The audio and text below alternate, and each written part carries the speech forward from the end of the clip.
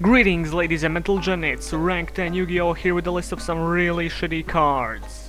As you can probably see in the title of the video, which is like right down there, today's topic is cards that are part of an archetype but do absolutely nothing to help that archetype whatsoever. This is not a list in any specific order, because that would mean I have to sort these cards by their objective crappiness, and I really don't feel like doing research just for that. If some of you are still confused as to what I'm talking about, let's immediately start off with number 1, Gravekeepers Bazar. This is a dark level 3 spellcaster with 700 attack and 500 defense, and his effect reads: any battle damage this card inflicts to your opponent is treated as effect damage instead. So what exactly do Gravekeepers focus on? Locking out the opponent's graveyard, searching themselves out. They're basically a halfway rogue tier, decently-ish anti-meta deck. What this guy does has absolutely no relevance to anything in the deck whatsoever. First of all, if his effect actually mattered for anything, his stats are way too pathetic to be of any real significance. And second of all, with just the existence of this effect, you're better off just running Okazi or Poison of the Old Man. At best, you'll be able to swing for 700 effect damage, which is something any decent burn deck can perform significantly better without even going into the battle phase. Alright, moving on ahead from that, we've got some aliens to talk about. Remember those? Probably not, because they never actually did anything. They were very much a control-oriented archetype, as in literally focused on taking control of the opponent's monsters. Somewhere along their lifetime they got a fairly decent synchro monster, which sadly wasn't enough to spark any competitive vibes into the deck's life. However, the card I wanna mention here is actually Alien Infiltrator. It's a level 2 Earth Reptile with 800 attack and 500 defense, and his effect reads: once per turn, this card can move to an adjacent unoccupied monster card zone. If no spell, trap, or monster card on your opponent's side of the field is in the same column as this card, it can attack your opponent directly. So immediately this card reeks of Cyberdark Impact, a set that tragically tried introducing the column mechanic to the game, but nobody really cared, so that was quickly dropped.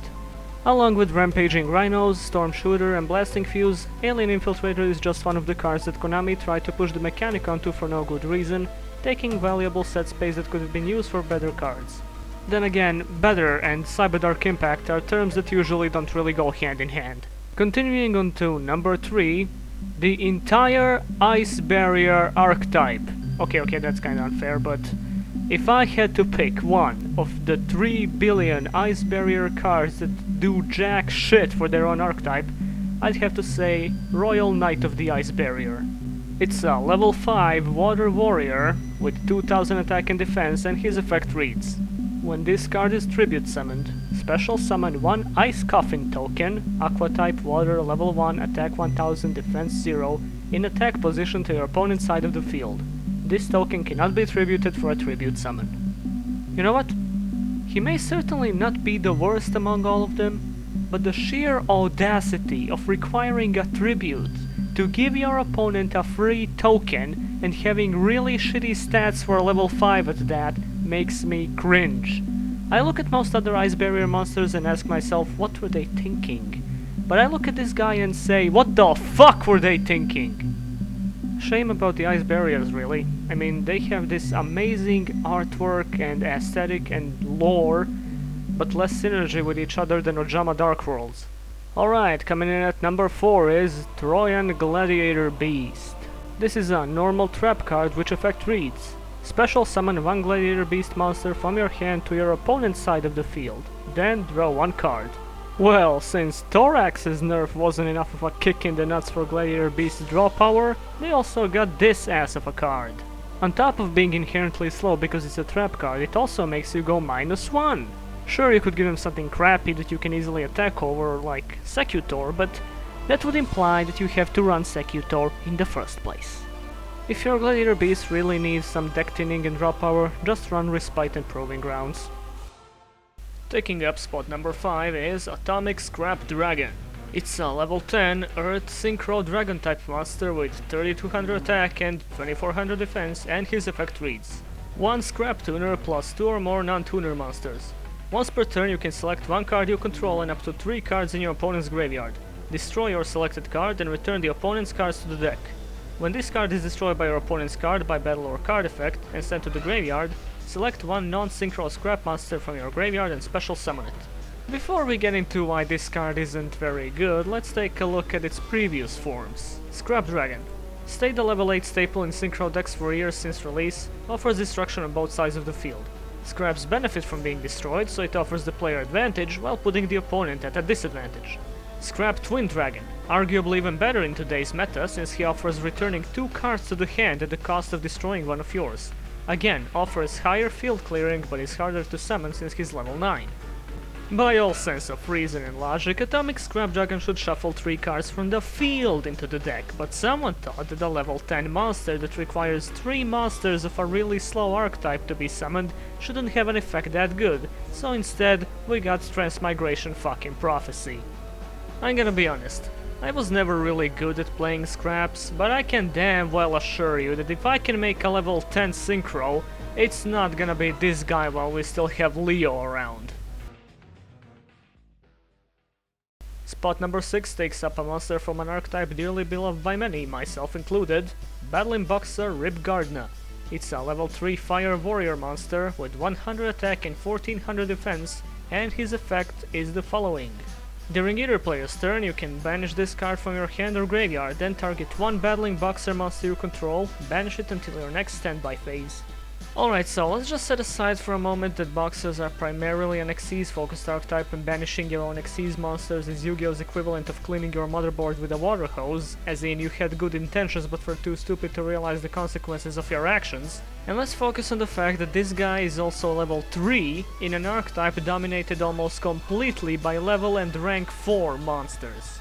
Extremely low effect benefit, no stat benefit, no level benefit, it's just shit. Whereas Rabbit Puncher could at least instant kill defending monsters, Ribgardna's effect is just way too absurdly situational to ever make the card worth running. Since Konami likes shitting on archetypes very dear to people, at number 7 is Blackwing Abrolhos the Megaquake. A level 7 dark winged beast monster with 2600 attack and 1800 defense with the following effect. Cannot be special summoned. This card cannot destroy monsters by battle. If this card battles a monster after damage calculation, return that monster to the hand. Once per turn during your main phase 1, you can have this card lose exactly 1000 attack, and if you do, return all cards in your opponent's spell and trap zone to the hand. Since being level 7 and not being able to destroy monsters wasn't enough of a sin, Abrolhos also cannot be special summoned, forcing you to tribute 2 monsters for its normal summon. You could make the argument that his bouncing effect gets rid of stronger monsters, but that means he needs to get destroyed as well, since he's very much destructible by battle. And then the black winged elephant in the room, the giant Trunade effect. Okay at first glance, but becomes completely underwhelming when you realize how much you've committed into actually pulling it off. Congratulations, you tributed 2 monsters for a giant Trunade with 1600 attack that cannot destroy monsters but gives them back to the opponent instead. Despite being the 3rd largest archetype in the game, Blackwings had quite a lot of bad support for some reason, and I feel this guy is the best example of that. Coming near the end at number 8, we have a former TCG exclusive Ginger Borg. A light level 4 beast with 1200 attack and 1900 defense with the following effect. While this card is in face-up defense position, other Bujin monsters you control cannot be destroyed by card effects. TCG exclusives tend to either completely break an archetype or make something not even worth glancing over on a boring stroll through the wiki. I get that Bujins are very much a defend the castle kind of deck, but pretty much every beast in the archetype does the job better than Warg, mostly due to the fact that this guy is slow. You need to summon him, keep him alive during the next turn on his poor 1200 body, and then switch him to defense position, or simply set him and hope the opponent attacks into it with a monster with 1900 attack or less. And even then, you're better off simply running Hare, Quillin or Turtle if you want your Yamato to feel safe. The TCG give it, and the TCG take it away. Another pretty bad card from the TCG is this piece of Mermail support, Mermail Abiesmal Aim. It's a level 7 water aqua type monster with 2500 attack and 2000 defense, and this is his effect. You can discard 4 other Mermail monsters from your hand to the graveyard, special summon this card from your hand. When you do, target cards your opponent controls up to the number of mermail monsters in your graveyard if possible. This card gains 500 attack, and if it does, destroy those targets if any. You can tribute one other attack position mermail monster. This card gains the following effect this turn. At the start of the damage step, if this card battles a defense position monster, destroy that monster. This guy is basically the definition of "wow, look at me, I'm big and strong," something the TCG thinks is important without balancing the downsides of a card. First of all, there's the insane summoning condition that requires you to specifically have 4 mermail monsters in your hand so that you can't even benefit by discarding Atlanteans. Then you get to destroy up to 4 cards, which seems okay until you realize you discarded 4 valuable monsters for it, and then this guy gets 500 attack for whatever reason. Why not just make him have 3000 attack if this effect will go off anyway? Then you can also tribute a mermail monster, which you probably won't have at that point unless you discarded Gunday, for this guy to get a drill effect. Overall, I think this card might have had potential had it not been for the obnoxiously bad summoning condition. Maybe if it required 4 water monsters or 2 mermail monsters, it would be played at 1 in probably every 50 mermail decks. But right now, nobody's saying would ever main deck this fail whale. And for the number 10, we round off with the worst support for one of the worst archetypes in the game, Ally of Justice Guardhog. It's a level 4 Dark Machine with 1600 attack and 400 defense with the following effect. If this card battles a light monster, it gains 200 attack during the damage step only.